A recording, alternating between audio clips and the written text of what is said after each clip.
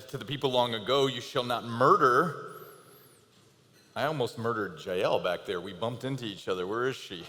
That's a small room back there. Yeah, sorry, I'm still laughing about that. You've heard that it was said to the people long ago, you shall not murder, and anyone who murders will be subject to judgment. But I tell you that anyone who is angry with a brother or sister will be subject to judgment. Again, anyone who says to a brother or sister, Raka, is answerable to the court, and anyone who says, you fool, will be in danger of the fire of hell. Therefore, if you are offering your gift at the altar, and there remember that your brother or sister has something against you, leave your gift there in front of the altar first and go and be reconciled to them, and then come and offer your gift. Settle matters quickly with your adversary who is taking you to court. Do it while you're still together on the way, or your adversary may hand you over to the judge, and the judge may hand you over to the officer, and you may be thrown into prison. Truly, I tell you, you will not get out until you've paid the last penny. This is the word of the Lord. Let's pray. Oh God, as we consider the words of Jesus here and his most famous sermon, we are asking for insight into the relationships we have with you, with ourselves, and with each other. In Jesus' name we pray. Amen. Well, if you've been here, you know the last couple of weeks, you know we are in a teaching series here in the fall where we're looking at Jesus' most famous sermon found in Matthew chapter 5 and 6, at least where we're finding it. There are several other versions of the story. If you want to go back and catch up with this teaching series, you can go to adventhope.org, jump on our online portal or network, and you will find the last messages, including last week.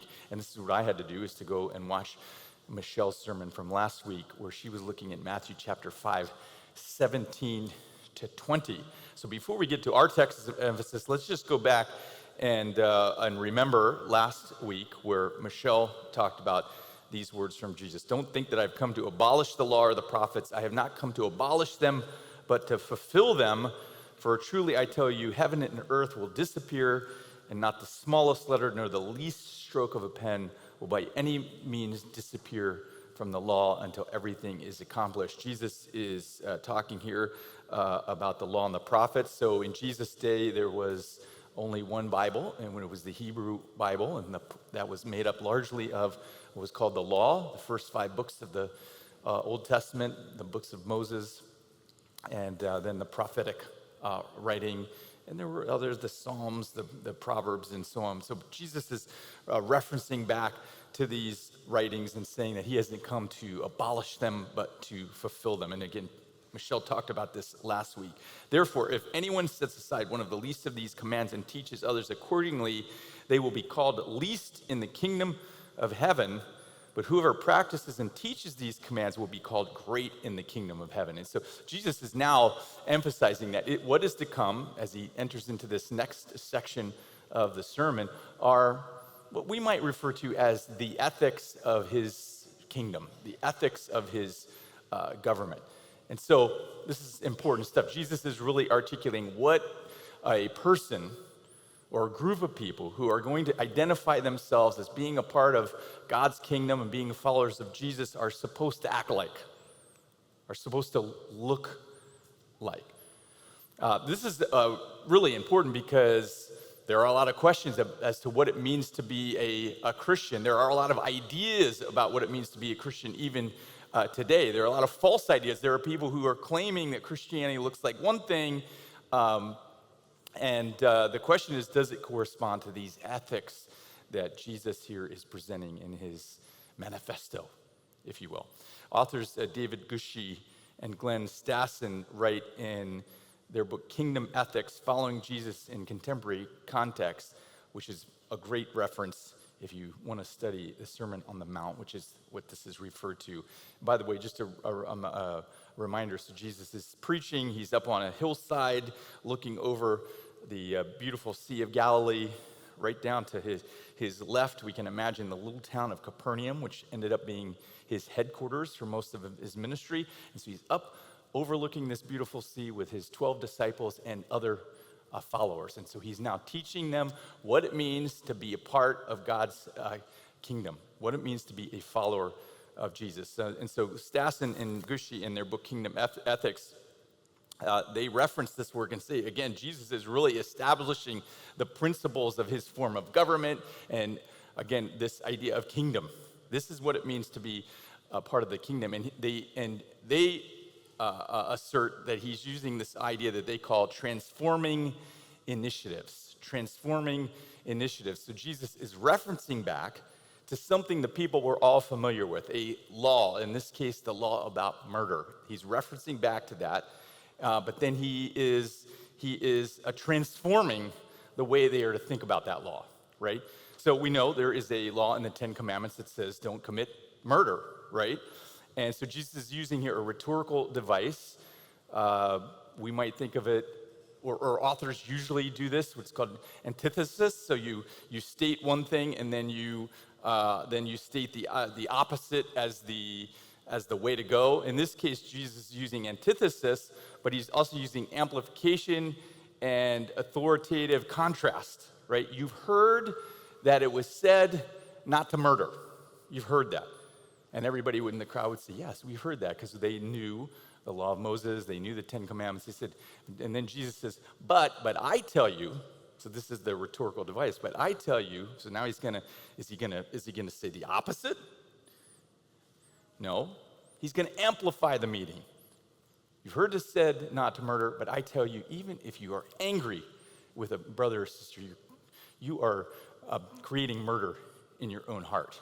All right, so getting right down to what it means to be a follower of Jesus. A follower of Jesus cannot remain a follower of Jesus if they're going to harbor anger in their hearts against someone else. Kingdom ethics. Kingdom ethics. Now we need to stop for just a moment and think, if you're into Jesus and you're like, I'm going to be a follower of Jesus, does what Jesus say, does it affect how you work, how you play, how you interact with others, how you vote? We're in a season where we're thinking about voting here in the United States. For those of us that are here, we're a month away from the election. Does what Jesus say when he's introducing what it means to be a part of his kingdom, does that affect how you think about other people, including how you vote? I think the answer would naturally be yes, that you would want what Jesus says to affect how you think about things and how you imagine the world should work and how we should interact with each other. Okay, now I'm not telling you how to vote, and I see some of you getting nervous because you're like, oh no, are we going to start talking about politics? That's not what I'm here to talk about today. I'm certainly not here to tell you who to vote. Why would you listen to me on that anyway? But what I am here to say is that Jesus is setting up ethics and principles that are designed for people who are going to confess faith and follow in him, that they're going to use to moderate our own behavior and think about how the world should work and how we're to interact with each other. And so in this case, you've heard it said, don't murder, but I tell you, even if you are angry with a brother or sister, that is a problem. It's like murder. And so today, we're looking at this issue of anger and reconciliation.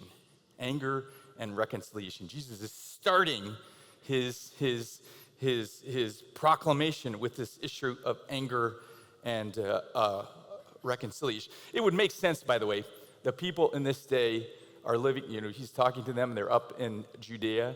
Jerusalem is to the south. Jerusalem is occupied territory. They have the Roman Empire has taken over. Many of the people are disturbed by this reality because there's occupying force in their land. And so we would imagine that they would have anger, certainly interpersonal anger, but also political anger. They're upset at the circumstances. And so Jesus starts off by saying, you've heard it said, don't murder, even if you're angry with a brother and sister in humanity. That is a problem. It's not part of being in the kingdom. It's not the ethics of the kingdom. The kingdom is about reconciliation. Now, this is not the first place that we see this issue of anger and reconciliation and forgiveness to show up in the New Testament. Later, the Apostle Paul in Colossians 3 will say this, riffing off of Jesus' words here in his sermon. Paul says this is Colossians 3:12. Therefore, as God's chosen people, so Paul is now talking to people who are saying, like, I want to be a part of the kingdom that Jesus is establishing. As God's chosen people, holy and dearly loved, clothe yourself with compassion, kindness, humility, gentleness, and patience. These are the attributes of a follower of Jesus. You could see the issue here. There are a lot of views in our contemporary world about what it means to be a Christian, and unfortunately, they don't always correspond with what Jesus and the New Testament writers say a Christian should be about. Compassion, kindness, humility, gentleness, and patience. Bear with each other and forgive one another if any of you has a grievance against someone. We're in a world that is stricken with grievance, and grievance is almost promoted as a positive attribute. Certainly in our political system, everybody is talking about the grievances they have with somebody else. Bear with each other and forgive one another. If any of you has a grievance against someone, forgive as the Lord forgave you, and over all these virtues, put on love. That's Paul. This is Jesus again in Matthew chapter 6. For if you forgive other people when they sin against you, your heavenly Father will also forgive you. It doesn't say forgive people when they just bother you or they're annoying. It says forgive people when they sin against you. See, Jesus is setting up really a counter-cultural movement that isn't going to operate the way that humans naturally operate because of our brokenness and sin. In our brokenness and sin, we want to be angry, and we want to hold animosity against the person who hurts us or hurts someone that we love. And Jesus is like that's just not how it works if you're going to be a follower of him.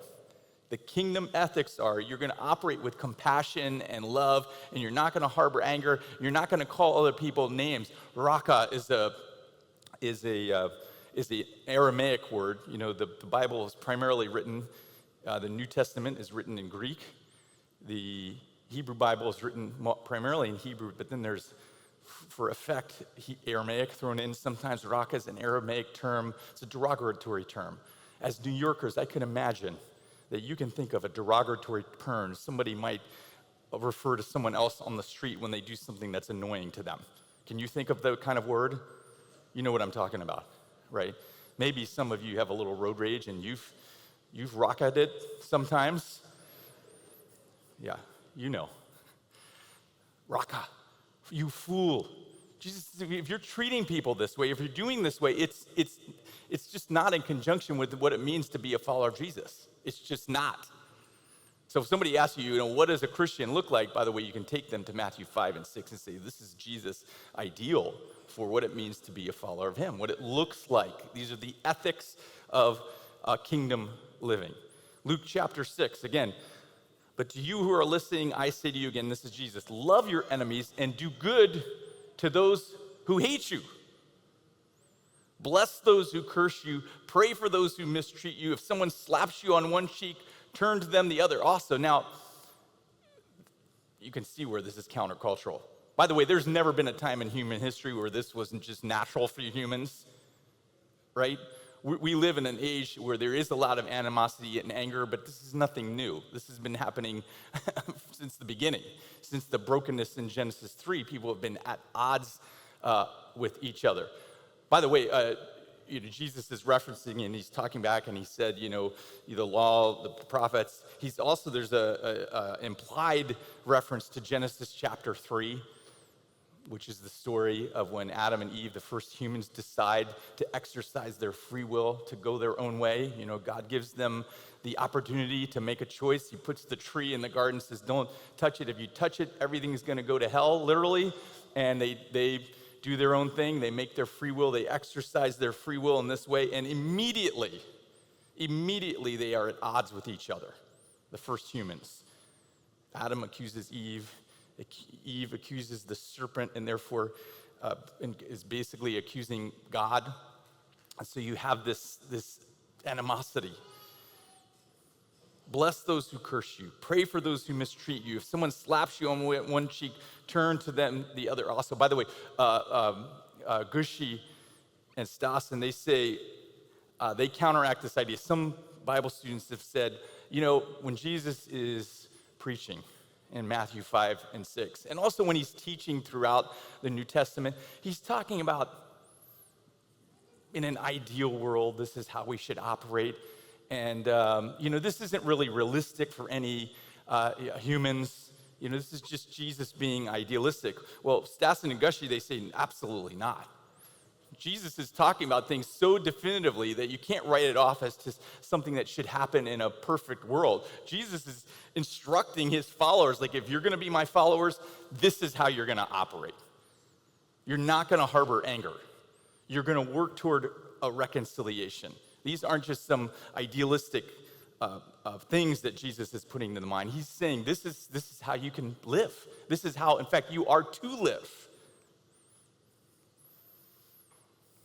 So Jesus and the New Testament writers, they are consistent, and Jesus is establishing this countercultural movement that was designed to be different in a broken world. When the world is at strife and angry with each other, and people are angry with each other, the followers of Jesus are to be known as people who love each other and love the other as well. Not to harbor anger and contempt, because Jesus is concerned, God is concerned with how we relate to each other, which is, again, pretty profound. Sometimes religious people talk as if God is only worried with how we relate to him, but that is not the case. You cannot read really any of the Bible and not get at the idea that God is incredibly concerned with how we relate to each other. I mean, you think of the 10 Commandments, right? The first 3 commandments are about our relationship with God. The last 6 are about our relationship with each other. How are you going to relate with each other? The 4th commandment combines the 2. The Sabbath is about our relationship with God, but also our relationship with each other. If you have somebody who works for you on the Sabbath, let them off. They can take the break. So it's about how we relate to each other. And so God is incredibly concerned with how we relate to each other. It's not just about our relationship with him. And so if your relationship with someone else is broken, that is a problem. So Jesus teaches that reconciliation is essential if we're going to be a part of his kingdom, if we're going to be one of his followers. And so we see in our text of emphasis today these 3 elements that we're to avoid. If you're going to be a follower of Jesus, you're to avoid anger and contempt. You're to prioritize reconciliation, always working toward reconciliation, and you're to settle conflicts quickly. These are the principles that Jesus is establishing as he starts off this sermon, laying out the ethics of being a part of the kingdom. And so, if you want to be part of the kingdom, you too are called to embrace this mentality of reconciliation, not harboring anger against a brother or sister. By the way, I love that this is kind of twofold. It says, Jesus is like, if you're harboring anger, that is a problem. If you're calling someone a fool or saying raka to them, calling them a name, that is a problem. But also, if you are aware that someone else has something against you, you got to go and work that out. So it's not just you're angry, but if somebody is angry with you, Jesus says, you're being pious. You come to the altar. Now, the only altar a person would go to in Jesus' time was in Jerusalem. Okay, so if Jesus is on the hill and he's in Judea, it's a long way from Jerusalem, a long trip from Jerusalem. And he's saying, if you go to Jerusalem, in other words, you take the long trip, multiple days, down to the temple, and you get to the altar there, and you're being pious, and you're being very religious, and you're doing your spiritual practice, and you realize that someone has something against you, leave your gift before the altar. That 3-day trip, it's worthless unless you fix the issue that is coming between you and your brother and sister in humanity. Take care of that. Your piety means nothing when your relationship with your other person is broken. See, Jesus isn't into religious ritual the way that we are. If we just do this, if I show up on Sabbath morning, if I, say my so many prayers a day or whatever your rituals are, Jesus is like, that's all well and good. But if you have a brokenness with someone, a brother and sister in humanity, that's a problem. And so we are called, if you're going to be, I say we, those who are going to be like, I want to be a part of this kingdom, I want to embrace these ethics, we are called to resolve our conflicts as soon as possible and show humility and peace toward each other.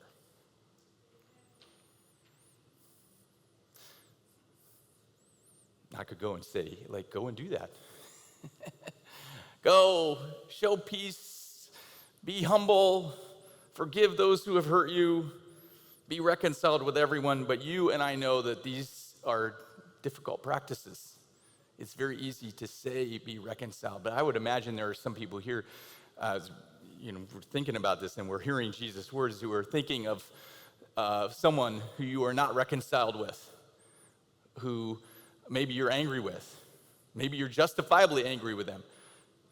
Maybe there's somebody who's angry with you and you haven't been reconciled. It's difficult. And so what is it that inhibits us from seeking reconciliation with either someone we're angry with or somebody who is angry with us? Well, maybe it's that we fear that initiating reconciliation make us look weak, or that we are admitting culpability to whatever the issue was.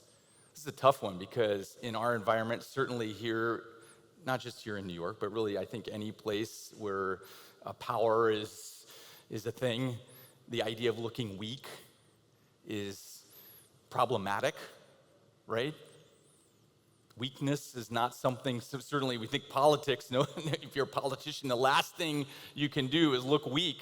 But maybe it's for you as well. Maybe you're in a job, and if you look weak and you feel like if I go and try to be reconciled to someone, it's going to make me look weak, or it's going to make me look like I am admitting culpability to something, that's going to inhibit your ability and your willingness to go and seek reconciliation. Maybe that's your issue. Maybe you're harboring anger and resentment towards someone. Somebody has done something to you, and you're like, no. I can't get over that. I won't get over that. Maybe you're concerned that if you seek reconciliation, it's going to be assumed that you're excusing hurtful or wrong actions from another person. And so you're like, I can't go and make a reconciliation because I cannot excuse what has happened. But we need to note that Jesus is not asking us to excuse bad behavior. Forgiveness doesn't mean that you excuse bad behavior. When God forgives us, he doesn't say what you did was okay.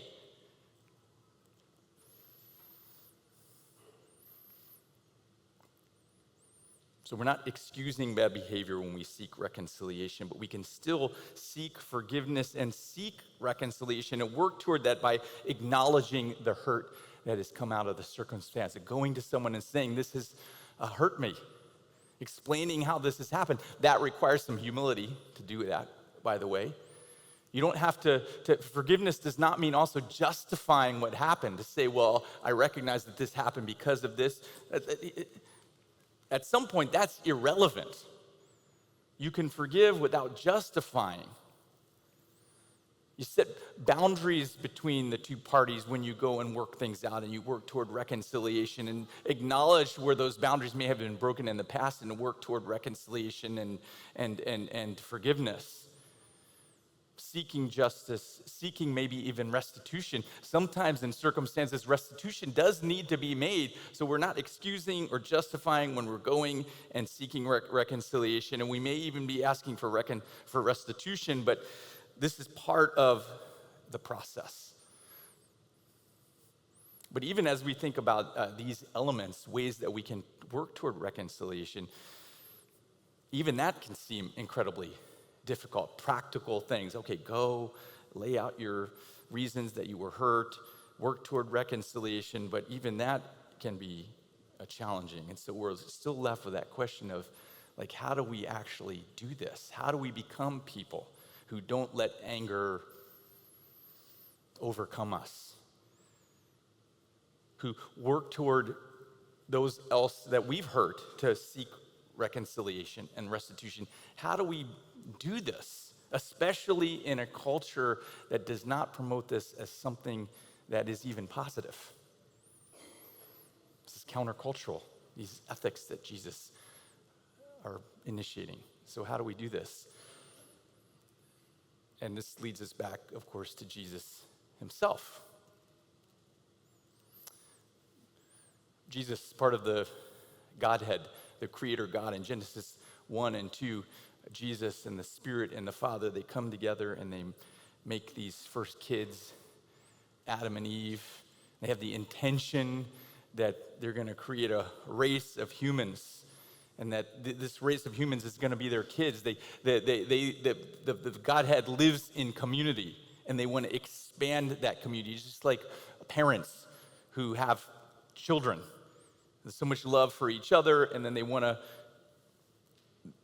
expand that love to kids. And so that's the picture of Genesis 1 and 2. But then in Genesis 3, as we've already said, there's brokenness. The kids have free will because God is a God of consent. He's not going to force them into relationships. So he puts the tree, and the kids choose to go their own way and do their own thing. And so now you have this break in relationship. What does God do? Is God like, Raka, those fools? No, God is like, we're going to fix things. And so the story of Jesus is the story of God coming and getting involved in the mess, working toward restitution, working toward reconciliation. God comes and becomes a human. This is the story of Jesus, becomes human because this is the only way to make reconciliation between God and humans again, and between humans and humans. Colossians, again, this is the Apostle Paul writing about what happened. He says, the Son is the image of the invisible God, the firstborn over all creation. For in him all things were created, things in heaven and on earth, visible and invisible, whether thrones or powers or rulers or authorities, all things have been created through him and for him. He is before all things, and in him all things are held together. He is the head of the church. He's the beginning and the firstborn from among the dead, so that in everything he might have supremacy. For God was pleased to have all his fullness dwell in him, and through him to reconcile to himself all things, whether things on earth or things in heaven, by making peace through his blood shed on the cross. Reconciliation. This thing that Jesus in his sermon is saying must happen between us. If we have some issue between us as brothers and sisters in humanity, we're to go make it reconciliation, but Jesus never asks us to do something that he is not willing to do himself. For God was pleased to have all his fullness dwell in Jesus, and through him to reconcile to himself all things, whether things on earth or things in heaven, by making peace through his blood shed on the cross. Once you were alienated from God and were enemies in your minds because of your evil behavior, but now he has reconciled you by Christ's physical body through death, to present you holy in his sight, without blemish and free from accusation. So Paul in Colossians is saying that reconciliation, he's affirming what Jesus said in the Sermon on the Mount, the ethics of Jesus, reconciliation needs to take place. And that God made reconciliation take place when Jesus came and when he died. Now, if you read the New Testament story, you know what happened.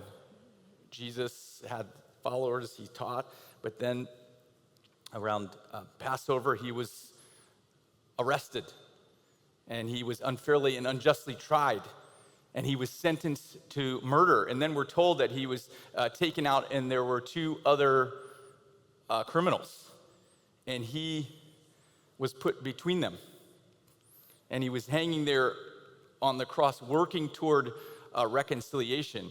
And we're told that he looked down while he's hanging on the cross, and he looked down at the people who were responsible for putting him there because they came out to gloat. The religious leaders, the political leaders of the day who wanted to get rid of him, even the soldiers who nailed him to the cross. And what did he say? He said, "Father, forgive them, for they don't even know what they're doing." So here is Jesus dying, who came to bring reconciliation and now is having his blood shed by others unjustly, unfairly. And what is his mentality? God, come and get these fools. Look at them putting me up here on the cross. How dare they? No. See, that's the way the broken world thinks. Somebody hurts you, you hurt them back.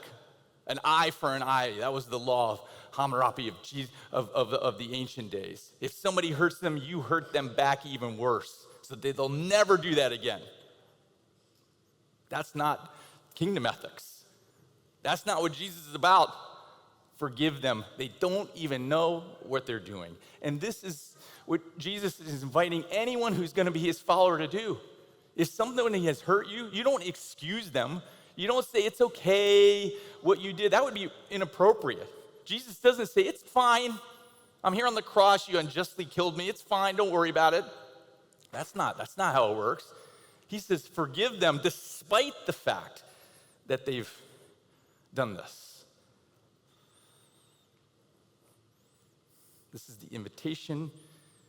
This is the command that Jesus is making for anyone who's really going to be his follower. If somebody asks you, what does a Christian look like? Don't look around at what everybody else is saying. You go to this sermon. This is what a Christian looks like. They're going to behave this way. The problem is we can't do it. Let's be honest. Somebody hurts you in that way, you are not going to be able to be like, Father, forgive them. They don't know what they're doing all on your own. There is no way you're going to act right because we have this brokenness in us that makes us want to be angry at someone and want to harbor resentment. And again, I would imagine that there's someone here or many here who have some resentment and someone has hurt you, and it may be justified because somebody has hurt you and done something to you, and you're like, I just can't get over it. And it makes sense because we're broken. And you don't have to justify what happened. You don't have to excuse it. But God is asking us to forgive because harboring anger is like murder, not only toward the other person, but you're killing yourself. It's not doing any good to harbor that. The problem is we can't get over these things on our own. The good news is that because Jesus has done what only he could do, he came, he taught, important.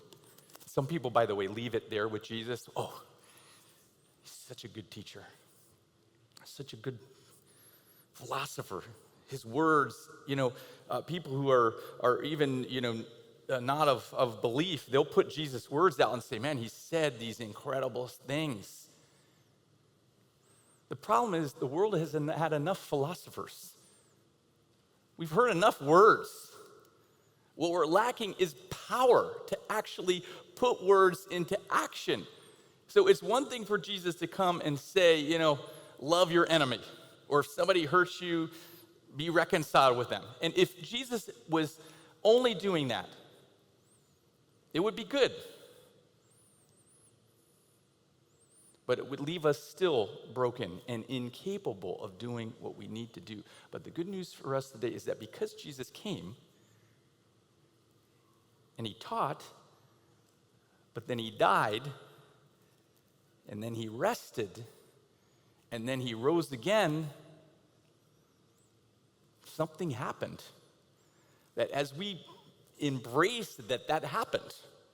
That's what Jesus is asking. And those who follow Jesus, that they're like, there's a lot of things that you could come up to say, you got to believe this, you got to do this. But really at the heart of it is the New Testament teachers, they said, believe that Jesus was who he was and did what he did. And when that happens, when you confess faith that Jesus was who he was and did what he did, then you are able to receive power that does not come from you, that you're not going to be able to store up on your own or manifest. And that power gives you the ability to do that which you will never, ever, ever, ever do on your own. To be able to say things like, forgive them, because they don't even know what they're doing. And so today, if you are thinking of someone that you're angry with and you haven't been able to get over it, or you know that there's someone who is upset with you, but you can't bring yourself to be reconciled to them because you're afraid of the implications of that. You don't want to excuse their behavior, or you're afraid you'll look weak. There is good news. There is power outside of yourself as you confess faith in Jesus and ask him to do, because God is not a God who's going to force himself on us. He's not going to make you do what you don't want to do. But when we confess faith, it's opening our hearts, and we are then given power to be able to seek reconciliation, to get over anger. It's not going to be easy, but God gives us the ability to get over anger and to seek reconciliation in this broken world. And the world needs now more than ever people who are embracing these ethics of Jesus. We are in a broken world, and it is not getting any better.